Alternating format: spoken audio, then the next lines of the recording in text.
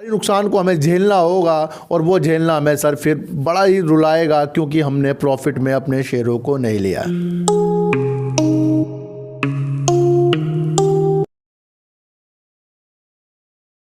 नमस्कार, मैं स्वागत करता हूं आपका अपने चैनल में जिसका नाम है सार्थक बाजार से। और आज बात करते हैं सर, जो ये कोरोना आ रहा है या ओमिक्रॉन आ रहा है, इसकी वजह से अब हमें क्या करना चाहिए, क्योंकि मार्केट ने हमें एक दो दिन पहले ही बड़ी गिरावट हमें दिखा दी थी और उसके वजह से तो एकदम भूचाल सा ऐसा आ गया था कि अब तो हमारा पोर्टफोलियो बिल्कुल आधे से भी आधा हो जाएगा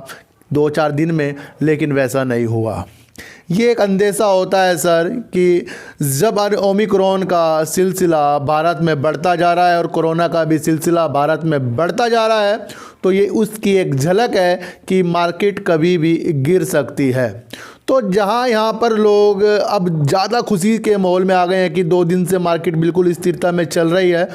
तो मेरा मानना है कि कहीं ना कहीं ये इफ़ेक्ट सर हमें दोबारा भी देखने को मिल सकता है, तो उसकी तैयारी अब हमें करनी पड़ेगी। देखो, अच्छा इंसान या अच्छा ट्रेडर वही होता है जो भाप लेता है कि आगे चलकर ऐसा हो भी सकता है या ऐसा नहीं भी हो सकता है, लेकिन हमें सबसे पहले हो सकता वाली में ज़्यादा दिमाग लगाना चाहिए, क्योंकि अगर हुआ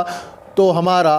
पैसा बच जाएगा, नहीं हुआ तो हमारा पैसा फिर भी बच जाएगा। ध्यान रखना, अगर हुआ यानी कि कोरोना और ओमिक्रॉन का साया मार्केट में गिरा और हम उससे पहले ही संभल गए, तो हमारे जो पोर्टफोलियो है उसमें बिल्कुल भी इफेक्ट नहीं पड़ेगा। तो ये समय होता है, जो समझदार लोग होते हैं इस सिचुएशन में अपने प्रॉफिट पर ध्यान देते हैं और अपने प्रॉफिट को लेकर चुपचाप बैठ जाते हैं। सर देखो सर, मार्केट 2-4 दिन तक स्थिरता में चलती रहेगी या गिरती रहेगी, ये तो एक स्वभाव है, लेकिन ज़्यादा मार्केट गिरने के चांस जो आ रहे हैं सर, जो ये ओमिक्रॉन आ रहा है, इसकी वजह से अगर ये ज़्यादा बड़ा और ज़्यादा न्यूज़ में भी आ रहा है, तो इसका मतलब इफेक्ट तो इसमें आने आना है सर।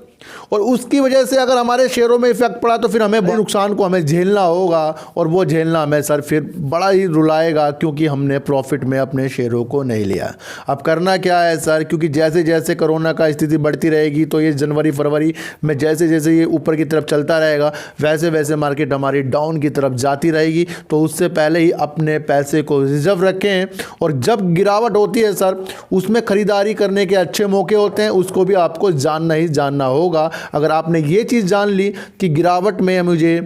बिल्कुल संभलना है, या फिर आपके पास ऐसे शेयर हों जो आपको अच्छे लगते हो कि सर इसमें अगर गिरावट भी हुई तो ये फिर कवर कर लेगा, वो बात अलग होती है। लेकिन जो बिल्कुल ही आपको बिल्कुल परेशान कर देते हैं, उन शेयरों में अगर आपको प्रॉफिट आ रहा है, मेरा मानना है सर अपने प्रॉफिट को आपको एक बार देखना होगा, क्योंकि अगर आपने प्रॉफिट को नहीं देखा तो कहीं ना कहीं फ्यूचर में हम पछताने वाले हैं, और वो काम मैं नहीं करना चाहता सर। तो समझिए सर, मार्केट को आपको जब भी आपके कोई से भी शेयरों में जो आप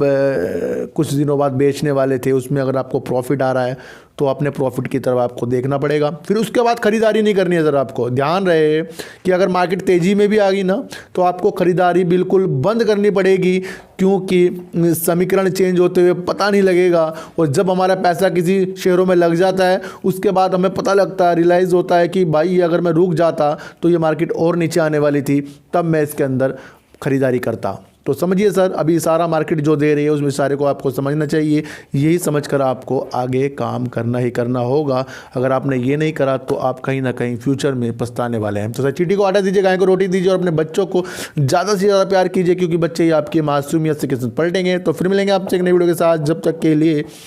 नमस्कार।